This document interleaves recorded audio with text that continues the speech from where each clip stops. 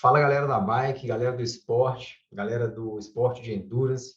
Eu estou aqui reativando, né, o Roda de Bike, onde eu trago convidado ou convidada ou convidados, né, múltiplos, né, para a gente bater um papo e compartilhar com vocês, né, que acompanham aqui os Segredos do Mountain Bike, informações de valor, informações que vão tornar o seu pedal melhor em várias áreas. E hoje eu trago aqui a Juliana, uma nutricionista, que eu assisti a entrevista dela com o Guto, o verde ciclista. Vamos botar o Instagram do Guto aqui também, um cara icônico aí no mountain bike, ultra experiente, eu falar uma palavra com o P aqui que combina com ele, uma porrada de maratona, de ultramaratona, de stage race, uma experiência incrível.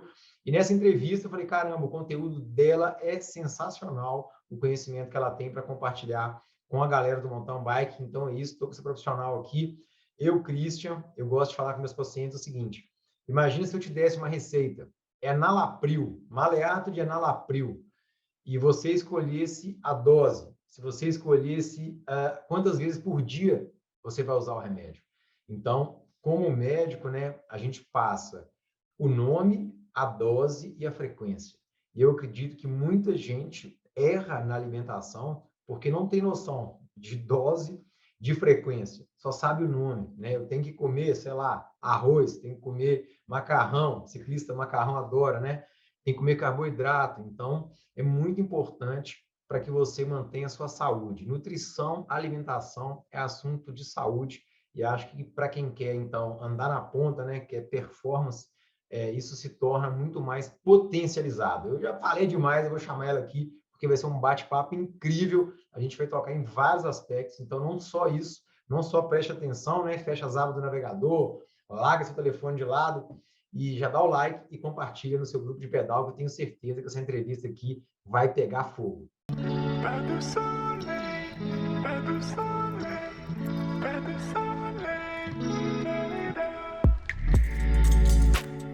Aqui a Juliana Maciel, nutricionista, e que vai compartilhar com vocês grandes segredos aí, não só do mountain bike, mas do esporte.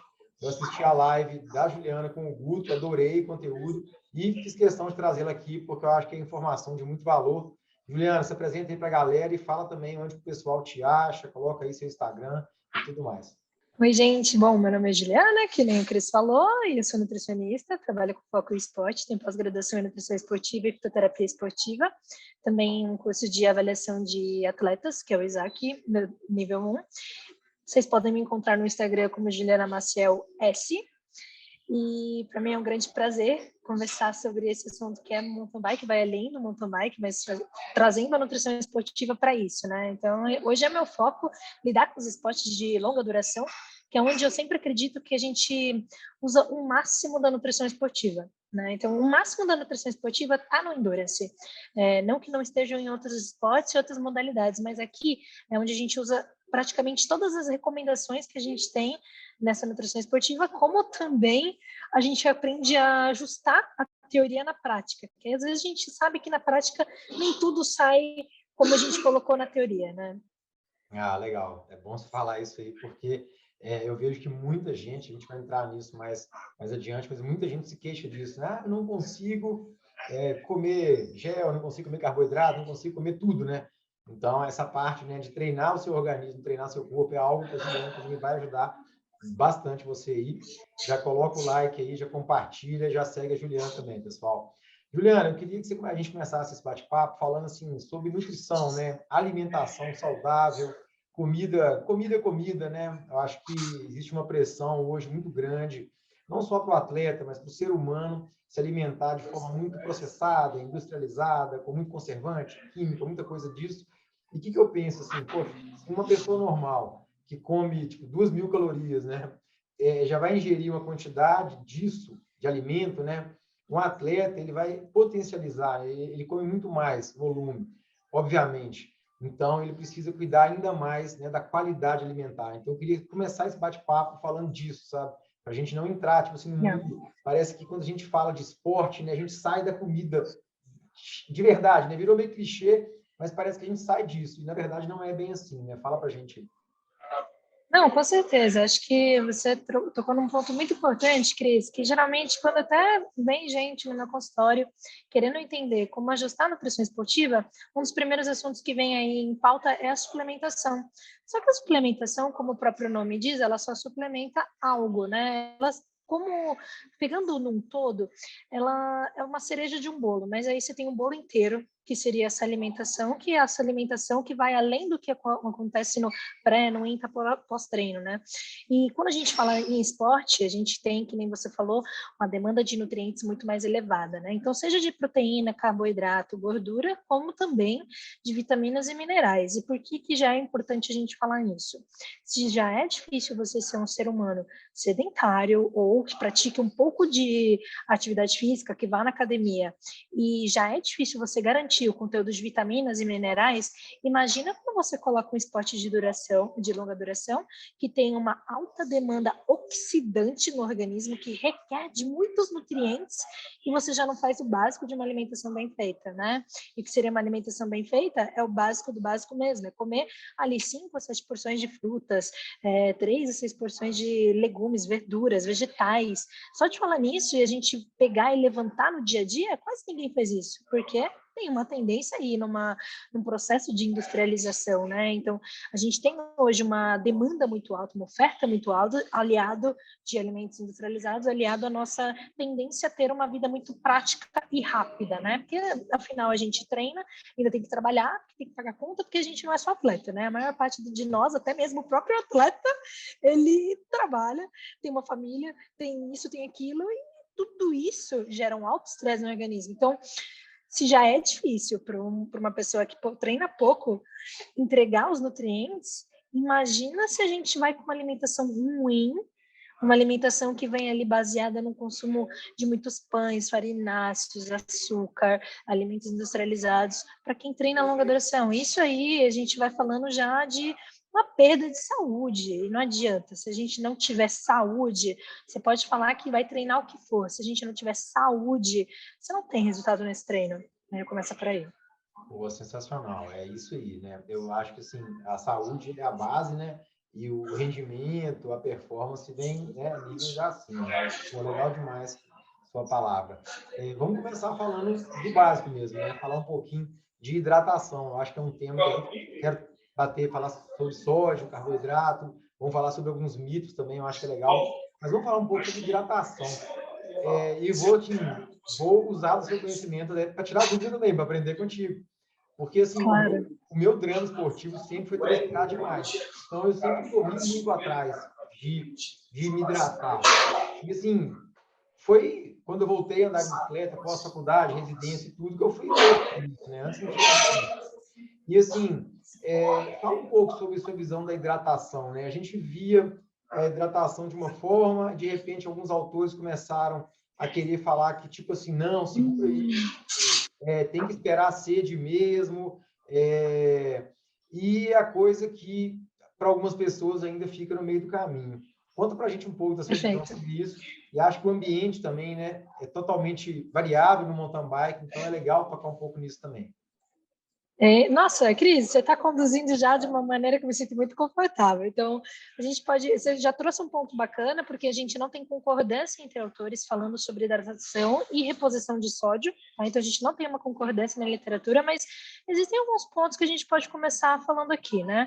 Então, primeiro, quando a gente pensa em hidratação, carboidrato e sódio, a gente está pensando nos principais recursos durante um treino de longa duração que realmente vão entregar o que a gente fala ali de um bom desempenho. Todo o resto de novo, falando de suplementação, todo o resto é no máximo uma cereja do bolo. Isso já é o bolo, né? Para a gente praticar por muitas horas. E aí, a hidratação, você já veio com um ponto de eu transpiro bastante. Geralmente, quem transpira bastante é uma pessoa que já tem uma percepção que o corpo precisa também de mais líquido, né? Então, já é aquela pessoa que não costuma negligenciar a hidratação. Quem costuma negligenciar, geralmente, a hidratação é quem tem uma perda hídrica menor, né? No suor, no caso, né? Então, se a pessoa que ela perde menos suor em água, por incrível que pareça, não sei o mecanismo disso, já tentei achar o mecanismo disso, mas ela se hidrata menos também. Então é aquela pessoa que às vezes fala que eu treino raiz e eu faço um pedal de 3 horas com meia caramanhola, né? E aí vem junto umas câimbras, que aí a gente pode falar um pouquinho depois sobre isso, né? Mas de uma forma geral, o que a gente recomenda? Acho que a percepção de sede, ela vai muito bem quando a gente fala de um treino mais curto, tá? Então, não é sobre a gente colocar tanta intensidade, tanto volume, mas no treino mais curto, a gente até pode se basear nessa sensação da sede. Isso vai ser uma coisa para quem tem essa percepção de sede, porque tem pessoas que também não têm uma boa percepção de sede. E aí, quando que a gente vai se preocupar com isso? Olha aquela urina que você faz depois do treino. A urina está muito concentrada, né? Legal Então, demais. assim, e aí você vê que a sua urina está muito concentrada, talvez você seja uma pessoa que não sinta tanta vontade de beber água, mas você precisa beber água, Legal. né? Então, eu queria um meio termo entre o que a gente tem dos autores, meio termo não, mas uma aplicação muito bacana, que eu acredito que você tem a recomendação certinha, que a gente pode falar dela já, e tem uma recomendação da percepção de sede. Eu acho que a percepção de sede, ela é muito boa, ela pode ser boa para quem já tem essa boa percepção, para quem não é legal, e em treinos intensos e mais moderados e mais longos, e aí variável intensidade e volume sempre são o que eu gosto de mensurar, a gente tem sim uma recomendação que ela deve ser seguida e por outro fator. A gente está no Brasil. O Brasil é quente, muito quente. E aí vem esse fator de climático. E na literatura, a gente tem ali falando que até 26 graus a gente tem que fazer o manual certinho da hidratação. E depois dos 26 graus, cessa a atividade física. O que você faz com isso? Tipo, depois de 26 graus, você está lá no meio de uma montanha, tá 30 graus. Vamos parar, porque não tem mais recomendação para isso. Você superaquece. Então, exato. Então, nesse sentido, eu acho que é muito legal a gente ser bem disciplinado quanto ao conteúdo de água, que durante o dia pode ser ali entre 40 e 50 ml por quilo, né? Então, eu não sou boa de conta, tá? Então, não vou fazer esse exemplo aqui agora, mas todo mundo já está sabendo que é de 40, 50 ml por quilo, pensando numa pessoa que realmente já tem uma rotina mais ativa. E aí que os autores começam a falar assim, fica aquele auê, né, por hora. 500 ml por hora, 2 litros por hora. Nesse sentido, é legal achar essa percepção de sede, né, basear dentro desses 500 ml a 2 litros e entender a coloração da sua urina depois. Com alguns pontos em especial, né? Então, pessoas que tendem a perder muito sódio, essas pessoas têm que ter muito cuidado para não hidratar sem o sódio, porque também aí a gente já tem um outro problema relacionado ao sódio. Então, a hidratação com água, em especial, eu estou até falando de uma forma como se fosse ela isolado, mas ela, no esporte de longa duração, ela tem que vir com eletrólitos, em especial o sódio, porque senão a gente não faz uma boa reidratação do organismo. Porque no suor, sobretudo, algumas pessoas mais, então algumas pessoas elas treinam horas a fio e o bretelle fica assim, fica um sal. Então, essa pessoa não dá para ir só com água. Pô, Juliana, eu acho legal essa questão que você falou da urina, né? Tempos atrás, eu lembro de achar um guideline europeu sobre hidratação, sabe? E ele tinha lá umas fotinhas coloridas, sabe? Tipo, com cores do xixi, recomendando que os profissionais de saúde orientassem os atletas e as pessoas a observarem isso. Tem um negócio legal que eu acho assim, né? A gente precisa desenvolver esse autoconhecimento, né? Isso que você está falando é muito legal. Nunca vai existir a receita de bolo, né? Se o atleta quiser evoluir, ele precisa se entender, precisa aprender. O frio, às vezes, também, né? Eu lembro que eu acho que uma das provas que eu mais passei mal, eu acho que eu fui traído por isso, sabe? Em Diamantina, um ambiente frio, próximo a 10 graus, então a sensação de sede fica meio adulterada, às vezes, né? E quando eu vi, eu tinha ingerido muito pouco líquido, uma prova muito longa. Você tocou num assunto também legal, que assim, uma coisa é um pedal de treino, mesmo que seja forte, de 2 horas. Uma coisa é algo que vai além das 4, né? Porque para ciclistas, às vezes, 6 horas é algo normal. Para a fisiologia esportiva, não é. Né? Quando você vai nos congressos de medicina esportiva, da cardiologia esportiva, então, a galera fala em mais de 3 horas de endurance, a galera já cresce o olho. Então, assim, é muito importante que esses cuidados que a Juliana está falando sejam muito redobrados para esportes de ultra duração. Porque, assim, fazer uma merda, chegar em casa depois de 2 horas, você vai pagar um boletim. Mas fazer uma merda com 2 horas, um pedal de 4, de 6 horas, aí o boleto, às vezes, nem chega. Você vai ter que ser buscado junto com ele, né? Fala um pouco dessa questão da duração também, que eu acho que isso é muito legal de chamar a atenção do pessoal. Cris, gosto que você tem uma linha assim, de raciocínio muito similar à minha, que vai ao encontro do que a gente realmente preconiza quando a gente estuda, e como você pratica mountain bike, isso fica ainda mais legal, porque é a teoria e prática, e o que você falou tá certo. Quando eu estou lá no consulta, no consultório, eu vejo assim, muito atleta normalizando, não, mas eu faço um longuinho de 5 horas. Eu falo, calma, vamos lá. Eu entendo que para você isso já é uma coisa que você está habituado, mas fisiologicamente falando, isso é uma outra, é caracterizado em tempo, né, como uma outra maratona, né, um exercício de ultra endurance. Então, a gente não pode normalizar que um treino acima de 3, 4 horas é um treino ok, é um treino longo, seu corpo entende isso como um treino longo, né? Então, a metabolização desses nutrientes, a excreção desses nutrientes, associado ao fator climático, que, como a gente já disse, que o Brasil é muito quente, geralmente, né? Mas também não tem que levar em consideração no frio, como o seu corpo vai se comportar, e você falou uma coisa muito certa, porque eu estava até em discussão esses dias sobre o frio.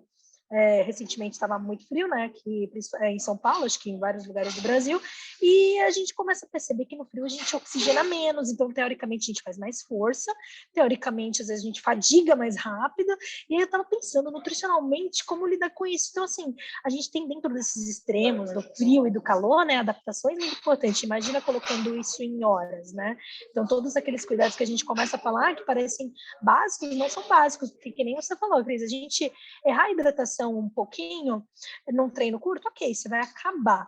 E quando você está fazendo um treino de 6 horas, ou um treino que você, ou até numa prova, né, tipo provas de etapas, né, que a gente tem ali 1, 2, 3 dias, e é na prova de etapa que eu acho que as pessoas começam a ficar mais ligeiras, porque se ela erra o primeiro dia, o segundo dia já começa errado. Se começar, ele já começa errado. E aí, só que você já veio de uma depressão de um dia, de uma má hidratação. Então, no segundo dia, você, além de não recuperar o organismo, porque as pessoas também têm que entender que o nosso organismo, quando ele está ali desidratado, não é que você vai hidratar e no outro dia ele... Não, demora uns 2 dias para o teu corpo realmente restabelecer esse equilíbrio, tanto de eletrólitos, tanto hídrico. Só que aí, quando a pessoa está numa prova de etapa, que eu acho que é uma situação bem extrema, esse segundo dia ela não está descansando. Ela está pedalando de novo. Né? E esse boleto que você falou, ele já está sendo pago no segundo dia, né?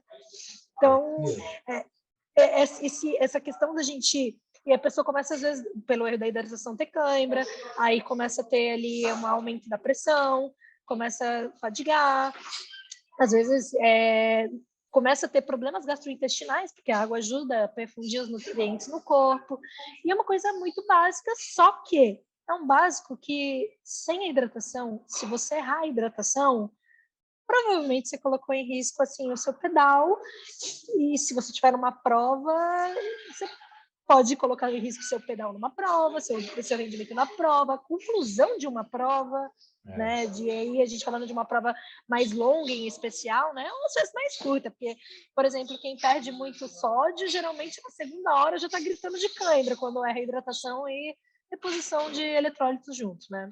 Pô, legal demais, viu? A cãibra é um assunto legal para a gente. Acho que tudo que a gente vai falar, a gente vai tocar nela, na verdade, né? E é uma dor constante, né, na bicicleta, né?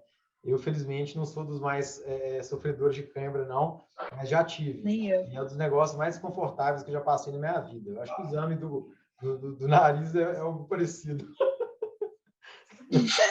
Exatamente.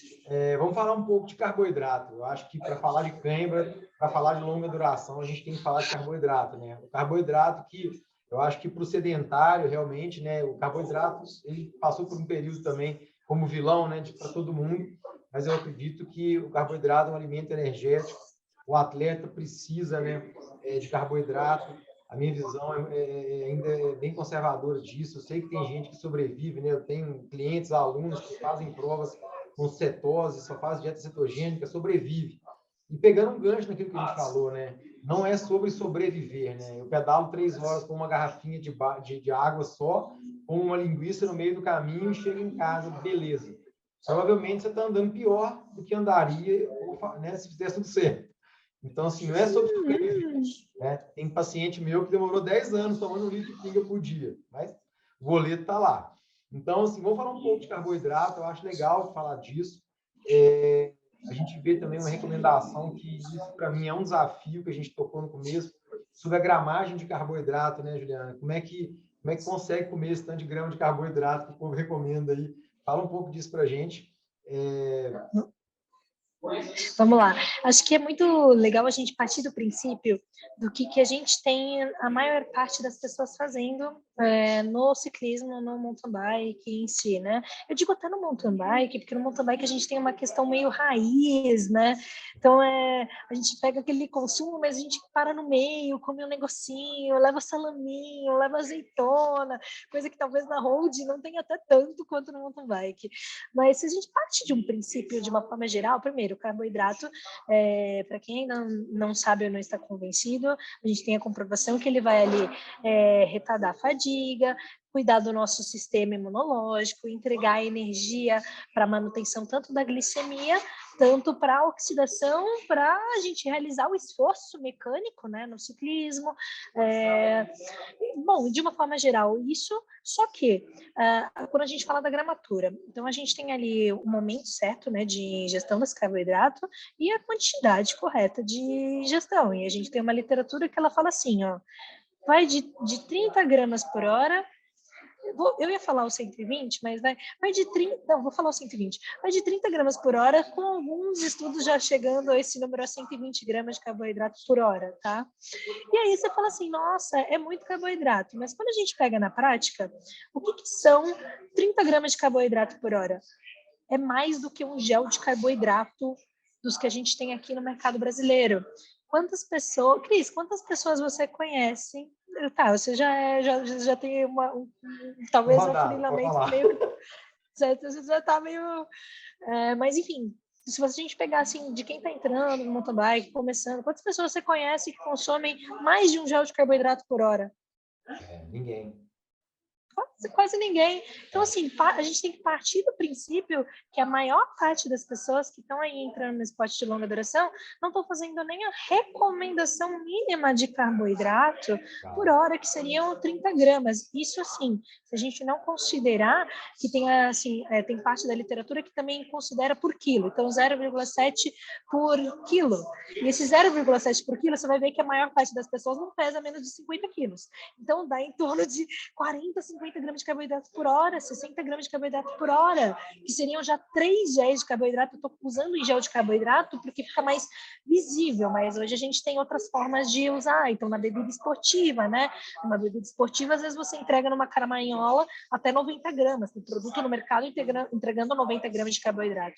Então, partindo desse princípio de 30 gramas por hora, pegando a gente tendo as pessoas geralmente começando com nenhum gel por hora, aí a gente já começa a entender que, na verdade, muito da fadiga que a gente vê relatando, muito daquelas soluções milagrosas, estariam no ajuste básico de entregar a recomendação mínima de carboidrato por hora, né? Então, aí quando a gente fala até de uma questão de tá, Ju, mas eu passo mal, eu tento colocar mais, mas eu passo mal, eu não vou bem. Eu brinco que a nutrição é tipo um treino que o seu treinador passa. Seu treinador, ou você mesmo, vai lá fazer um pedal de uma planilha ou entregar alguma intensidade, não é confortável você evoluir. Bela comparação. Bela comparação. Não é confortável, né? Você vai treinar, você se sente pleno quando você termina um treino intervalado? Não, lembrei de terça-feira e de amanhã. Não é. Não é confortável. Então, não é confortável você sair de uma recomendação que não era nem mínima de carboidrato e falar para o seu intestino, olha, agora a gente vai consumir mais carboidrato. O seu intestino ele não vai entender as coisas no começo. Você precisa treinar o seu intestino, que a gente tem na literatura isso como training gut, né? Você precisa fazer um treino do seu intestino para ele receber esse carboidrato e processar e isso oxidar em energia. E aí essas variáveis a gente só vai entendendo como evolui aos poucos, entregando aos poucos esse aumento do carboidrato. Porque aí sim, no começo talvez não seja... No primeiro treino não vai ser legal você aumentar o carboidrato. Não vai. Vai empapuçar, você vai falar que coisa, isso não funciona. Só que ao invés de você voltar, dá mais uma chance para o carboidrato. Sim. Vai mais uma vez. Passou 3 semanas, não me adaptei tão bem. Mas será que não é o produto? Será que é o gel? Vamos tentar outro gel? Legal. Será que não é sólido? Será que um monte de bananinha não vai dar certo? Acho que precisa de algo mais líquido. Legal, alternar. Eu testei muito, sabe?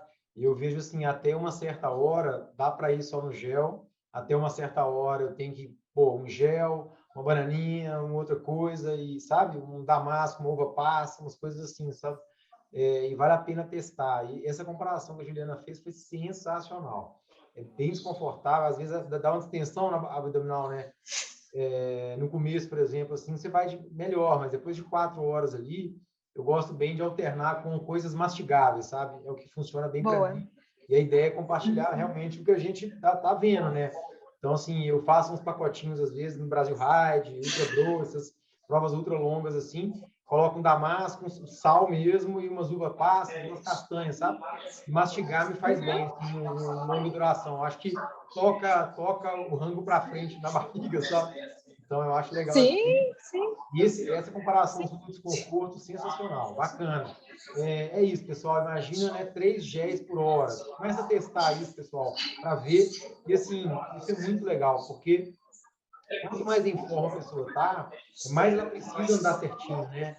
Quem anda na intensidade muito baixa, quem está acima do peso, tem uma margem maior. Mas o que eu vejo muito é as pessoas desrespeitarem.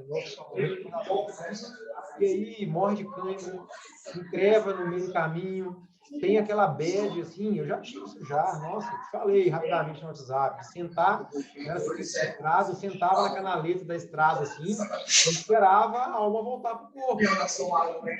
Acabava a trilha geral. Então, assim, ligava os outros, buscar na trilha. Eu acho que essas pessoas que não seguem as recomendações mínimas são as pessoas que, às vezes, saem do esporte. Não, esse esporte não é para mim. Não é que o esporte não é para você. Você está fazendo merda. Não é uma peladinha, né, de meia hora. Entender isso. É diferente, né? Não, perfeito. Eu gostei até... Não, eu achei ótima essa colocação. E, inclusive, quando você falou da questão do sólido, né? Então, a gente fala aí de um treino mais longo, mas a gente precisa ter uma sensação de... Porque, imagina, a gente também toma, a gente não está mastigando, não está sinalizando tão bem o cérebro que está alimentado. Então, até para uma questão não só psicológica, mas de sinalização, é legal você ter algo para mastigar e cair seu estômago e entender assim, não, está comendo, né? Então, acho que é legal pensar isso num treino longo e que nem você falou, acho que é tudo um teste, né? E aí a gente vai descobrir se a quantia de carboidrato, você vai descobrir o carboidrato que vai te fazer bem, às vezes a gente não metaboliza tão bem alguns tipos de carboidrato, alguns tipos de suplementos, e isso só vai descobrir com o teste. Então, se não testar e já desistir de testar, a chance de continuar persistindo no erro é grande. E a gente fala de cãibra, é só sódio. Poxa, gente, a falta de carboidrato aumenta a sua percepção de esforço. Você faz mais percepção de esforço. Faz ali um ácido lático de uma forma como se você fosse fazer um exercício curto de explosão, e aí não é essa a ideia, né? Então, o ácido lático, ele não é maléfico no organismo, mas se está ali sem carboidrato fazendo esforço, aquilo lá vai ficar em excesso e aí pifa. E aí gera o quê? Cãibra. Cãibra por uma alta... não, mas é cãibra porque não... O pedal foi muito... Tudo bem, o pedal foi muito forte, eu super compreendo que subir uma montanha é muito forte, mas o que você fez ali também da parte nutricional para entregar? Outra coisa que você falou, que só para emendar esses assuntos, e com gel, muito gel eu não me sinto tão bem. Acho que é muito legal esse assunto, porque de uma forma geral, por mais que seja excelente a marca de gel, usar só muito gel, a gente tem uma chance de errar também a hidratação, né? Porque o gel, ele pede água para perfundir. Então, a gente usa gel, e aí, às vezes, está num clima muito quente, ou a hidratação ali, tá hidratando, mas tem que hidratar. É difícil quando você está só no gel, acertar a proporção de água que vai ali junto com esse gel, né? Legal, legal. Você gosta, pelo jeito, de colocar coisa na garrafinha, né? Eu sou resistente a isso, Juliana. Você vai me convencer um dia ainda, talvez, será? Olha, eu acho que assim, se a gente precisar para uma prova de etapa colocar um pouquinho de pó na garrafa, acho que porque aí tem um outro efeito, né? Então, cansei de tomar gel, não dá para ficar sem tomar nada, né? O corpo vai continuar. Então, assim, cansei de tomar gel, ferrou. Tá bom, mas cansei de tomar gel, mas o que a gente faz agora? Então, aí eu acho que para quem tem um pouco mais de resistência até nesse tipo de carboidrato, e Cris, é muito engraçado, porque eu também, assim, eu gosto muito do ato de mastigar e de usar o gel. Então, às vezes, eu só ponho o pozinho do carboidrato na garrafa quando eu preciso realmente ter essa entrega, e justamente que nem você falou, tem uma hora que não vai só gel, só que tem uma hora que não vai só gel e a prova continua, e o treino continua, e você pode, às vezes, você tem que pensar ainda em como ajustar esse carboidrato numa situação que psicologicamente você está cansado de consumir esse carboidrato, né? Você precisa pensar nisso. Então, você deu até uma solução. Às vezes vou com sólido, às vezes colocar ali, às vezes não, mas na maior parte das vezes, colocar um carboidrato na garrafinha, especialmente num treino mais longo, e numa prova, a gente está entregando uma recomendação que já não é mais a mínima de carboidrato. Então, geralmente, ali a gente já tem um esforço moderado e intenso, né? A gente está sempre ali na nossa zona de treinamento 3, 4, né? Exigindo muito do corpo. Então, nesse sentido, a gente vai trazer a recomendação lá para o máximo, de 60 a 90 gramas. Então, claro, treinando isso, usando isso nos treinos, né? Treinando o intestino nos treinos a tolerar de 60 a 90 gramas, numa intensidade mais forte também, porque senão a gente vai ter um desconforto gastrointestinal e às vezes vai ter um piriri no meio da trilha, não é essa a ideia, mas, de uma forma geral, chegou ali que a gente precisa de 60 gramas, 90 gramas de carboidrato por hora, que aí em gel daria 20, 40, ainda bem que eu falei que eu não sou boa de matemática desde o começo, daria 3, 4 géis por hora. Então, aí a gente precisa ter esse negócio de, vamos colocar um carboidrato na garrafinha, vamos ter um sólido ali para ajudar. Na hora que eu não quiser suplementar com mais nada, pelo menos dar uma retomada com um sólido, né? Legal, não, bacana. É bom escutar e testar. Eu já testei na garrafinha e até na mochila de hidratação também, sabe? Já fiz isso. Acho que às vezes, e como às vezes as provas são muito longas, dá para se alternar, né? Você usa uma garrafinha com um pozinho, depois um outro ciclo, um determinado trecho da prova, você usa com água, até para poder dar uma refrescada também. Que é outra questão, né? Do estresse térmico. Vamos falar já do nosso outro elemento que a gente podia falar aqui, que é do sódio. Já falei de estresse térmico e sódio tem muito a ver, né? A gente vê, assim, esse é um outro drama pessoal meu interessante, que quando eu comecei a entender, né, acho que foi em 2014, 13, que houveram muitas mortes numa maratona, acho que a maratona de Nova York, e a Sociedade Cardiológica Mundial ficou meio aflita, e eu acho que mostraram que boa parte dessas mortes súbitas em maratona era devido à hiponatremia. Então, a partir disso, o sódio cresceu, né, como um grande elemento para os atletas de endurance. Muitas publicações novas, a gente vê que as recomendações que nessa época eu estava fazendo minha pós esportiva, a gente via quase nada na literatura. Hoje a gente vê recomendações bem mais claras, né, Juliana? E até bem robustas, assim, né?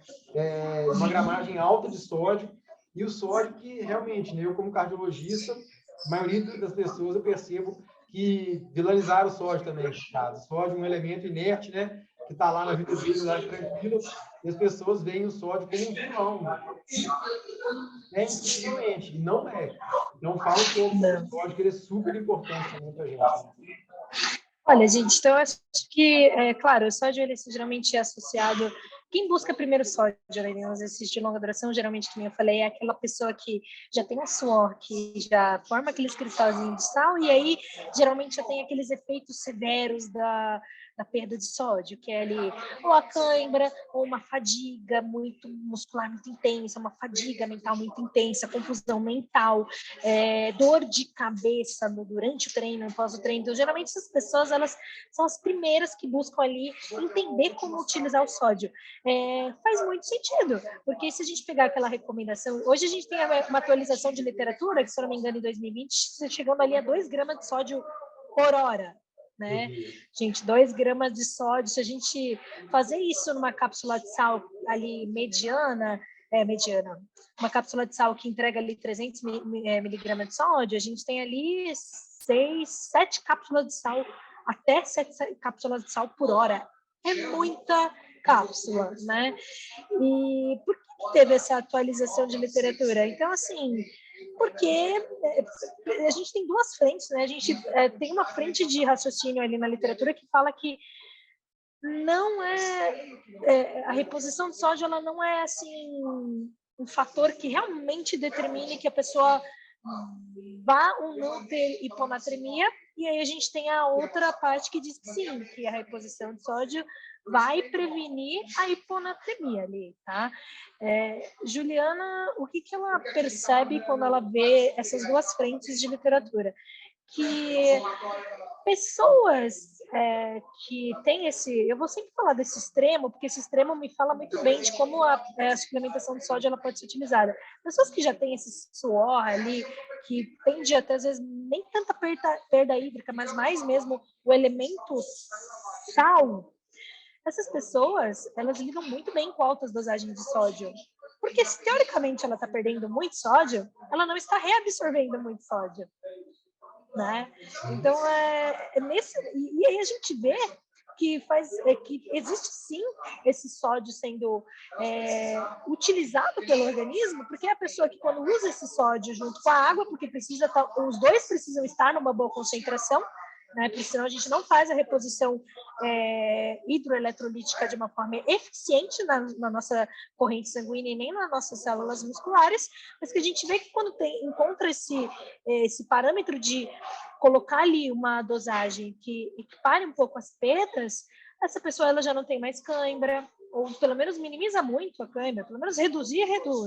A dor de cabeça no pós-treino diminui, ela geralmente se sente menos cansada no final do treino. Então, aquele treino não gerou aquele cansaço extremo, né?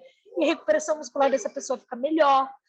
Então, assim, a gente tem um gap, mas uma recomendação muito, muito ampla, né? Desde uma cápsula de sal ali de 200, 300 miligramas de sódio para 2 gramas, mas eu compreendo que essa pessoa que perde muito esse sódio, essa pessoa não tem medo. Eu não sei você, Cris, mas eu não tenho medo de falar, vamos lá, mais próximo dessa recomendação máxima, você perde muito sódio, eu já sei que você nem absorve tão bem.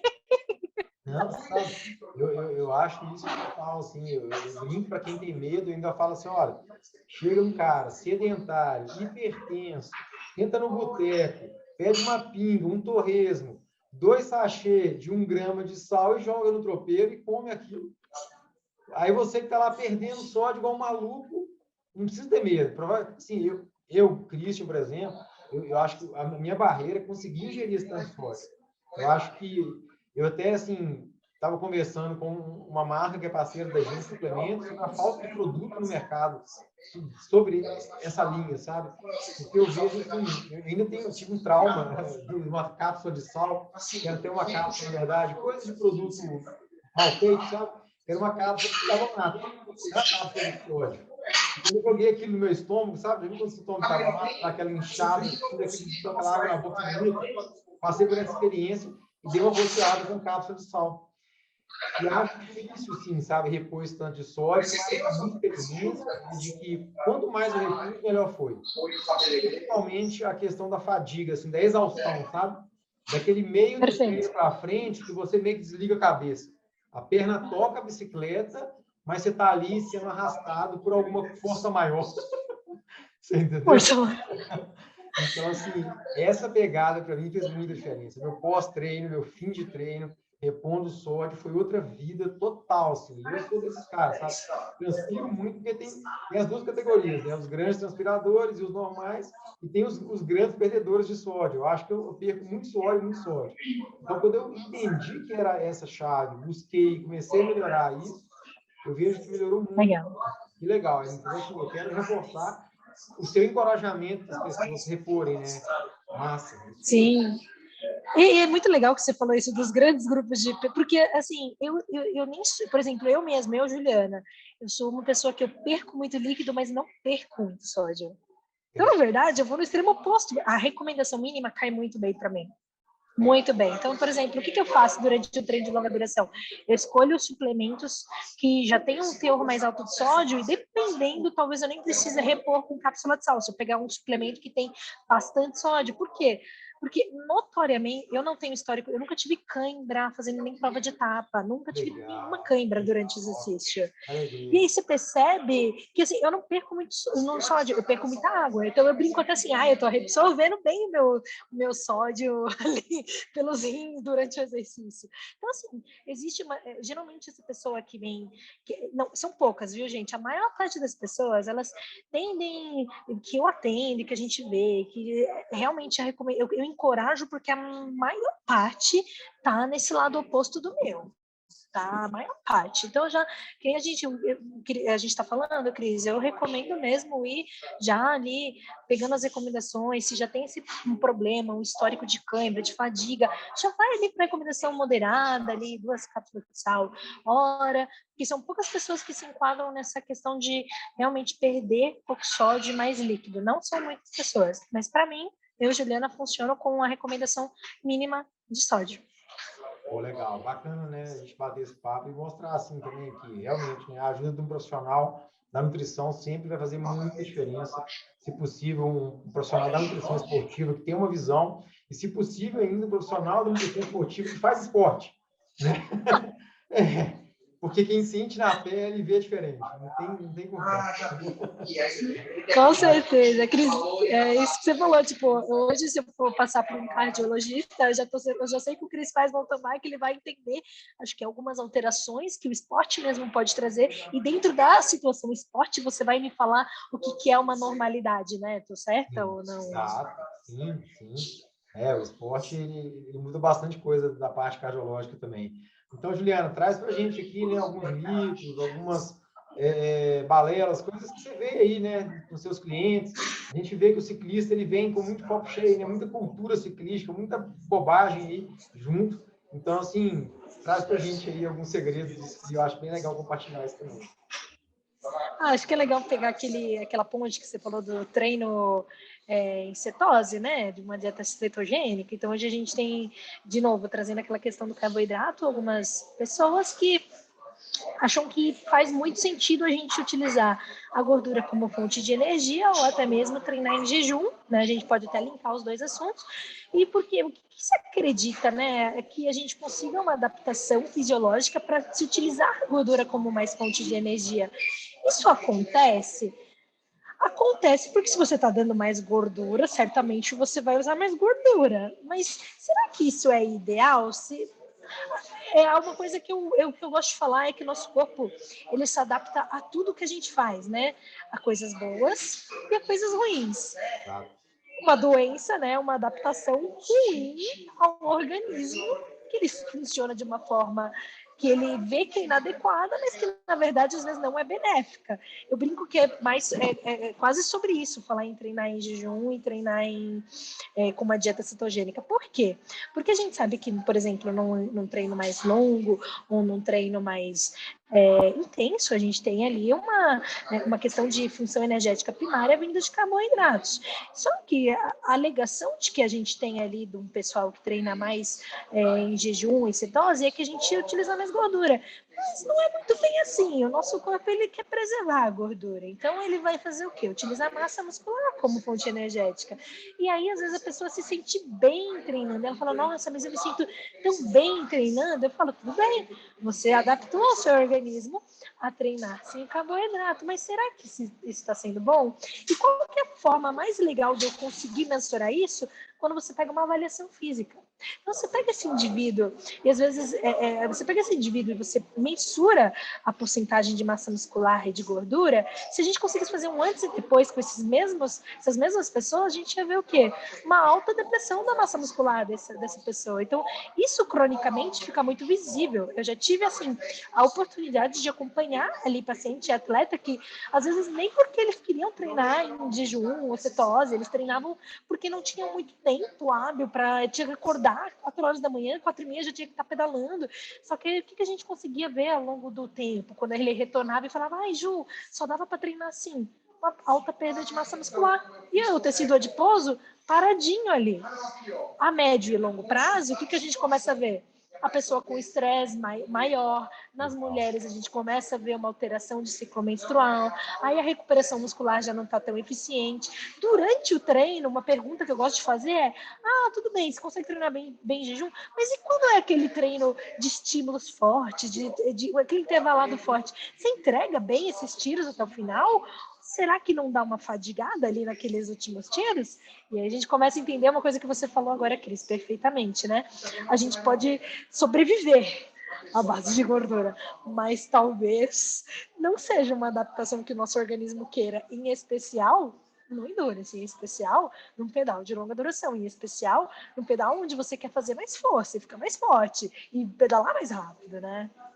Pô, legal, bacana, bom você trazer isso aí. Eu acho que, poxa, é aquela história, né? Tem gente que está sobrevivendo aos treinos, sobrevivendo às provas e gerando um estresse fisiológico para o corpo, né? Tem estudos que mostram que esse tipo de comportamento que a gente está falando pode alterar a tireoide, vários outros órgãos, né? Hormonais ou não.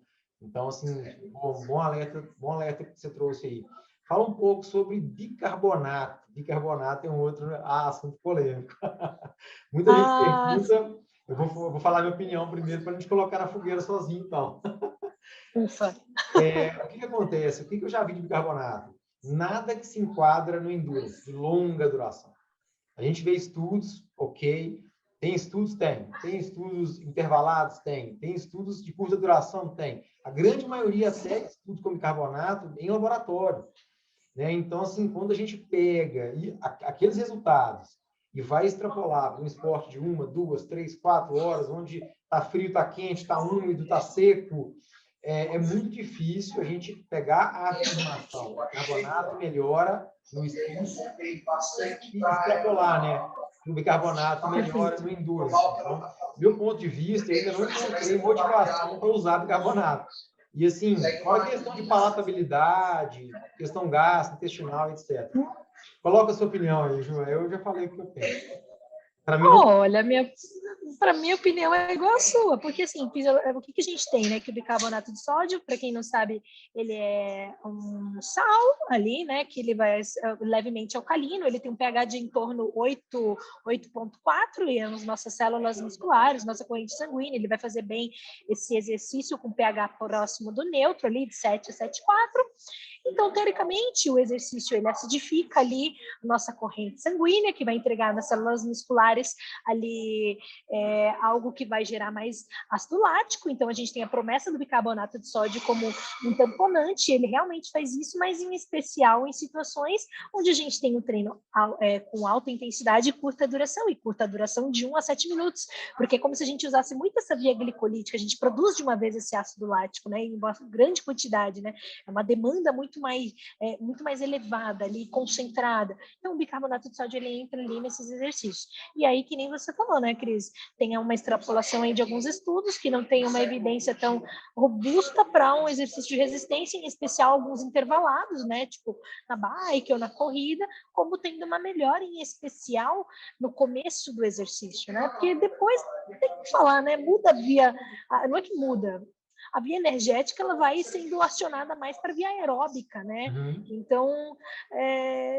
não, e fora a quantidade, né, que a gente tem que utilizar para ter um efeito. Então, a gente tem ali uma quantia de 0 a 2, mínimo gramas por quilo, a 0,3, que é o ideal, gente. Isso dá em torno, eu tenho 62 quilos, isso dá em torno, para mim, de 20 gramas de bicarbonato de sódio. E quem já usou isso... Colherão, Imagina sopa, né? um homem, imagina um colherão cheio.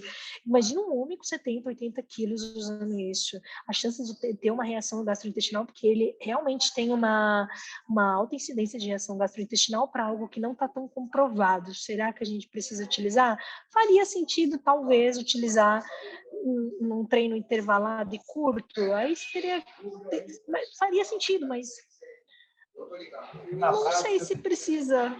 na prática, pensando num treino longo, esquece, para de correr risco de ter um desconforto. Pensando no treino intervalado, eu adoraria ver mais estudos mais bem conduzidos sobre isso, porque fisiologicamente falando, prefiro não ficar arriscando. Principalmente outdoor, né? Pra gente pegar alguma coisa assim interessante. Pô, legal demais. Pô, bom ver sua opinião. Mais algo que você queira falar pra gente, Ju? Conta aí, mais algum segredo? Acho que não preciso usar TCM, óleo de coco, eu vou falar o nome da marca, não precisa usar o Super Coffee antes de treinar, porque nada mais é do que um monte de gordura que vai dar um piriri no máximo. Não se esqueçam que o nosso corpo ele não se adapta facilmente a fazer utilização de gordura como energética, nosso corpo, ele gosta de usar carboidrato, ele gosta de usar proteína na falta de carboidrato, a gordura, ele está sempre preservando, mecanismo de sobrevivência. Se a gente vai para uma luta, porque a gente vai treinar, o corpo entende que a gente vai para a luta, né? Vai para a guerra. Ele não quer usar a gordura, porque ele vai entender que esse ser humano precisa usar gordura quando acabar tudo. Então, quando a gente começa a pensar, né, no corpo primitivo, a gente começa entender assim, realmente faz sentido ele não querer usar a gordura agora, vai que eu preciso dessa gordura porque eu estou numa situação de vida ou morte, né? Então, não precisam usar TCM, nem óleo de coco, nem Super Coffee antes de treinar. Só se você achar gostosinho e usar pouquinho. Gostoso por gostoso, talvez seja de vacilo, né? Vai barato. Quer correr o risco? À vontade. Pô, legal demais, Ju. Pô, excelente bate-papo, espero que você volte mais vezes. Gostei muito da nossa conversa. E é isso. Obrigado pelo seu tempo, obrigado pela sua dedicação ao esporte, a trazer informações de valor para a galera do pedal, do esporte, do exercício. Porque, assim, eu já vi muita gente passando mal no meio de pedal aí, porque, né, sai de bolso vazio, né? E ano passado, acho que foi ano passado que o Guto estava na canastra, na Bro Canastra Experience, né? Que teoricamente é um rolê, né, de bicicleta, né? Não é uma prova onde você larga e acelera o tempo todo. Aí eu lembro que eu cheguei do lado dele e falei, pô, Guto, bolso cheio, você não é bobo, né? Porque por mais que poucos trechos eram cronometrados, o tempo de exposição era de 8 horas. Então, assim, tem um monte de ponto de apoio, mas ele, como ciclista ligado, antigo e vivido, está de bolso cheio. Então, assim, eu gosto muito de observar isso, né? Vai sair para o pedalzão longo, fica vendo o bolso da galera, sabe? Os de bolso vazio, muitas das vezes, são os que pifam pelo caminho. Nossa, você falou tudo, Cris. Um ótimo fechamento. Acho que quando a gente está na prova, a gente já sabe quem vai finalizar ela bem, quem talvez vai finalizar e quem não vai finalizar. Verdade. Obrigadão aí, Ju. Valeu demais. Volte sempre bem-vindo, viu? Obrigada a você pelo papo e tendo mais coisas aí para a gente falar, fico super à disposição. Se alguém tiver dúvidas e quiser expor também, super à disposição para a gente falar mais vezes. Legal. Bota o comentário aqui, então, aqui embaixo, e aí eu me comprometo em chamar a Juliana para a gente gravar uma segunda entrevista. Pas de soleil, pas de soleil, pas de soleil.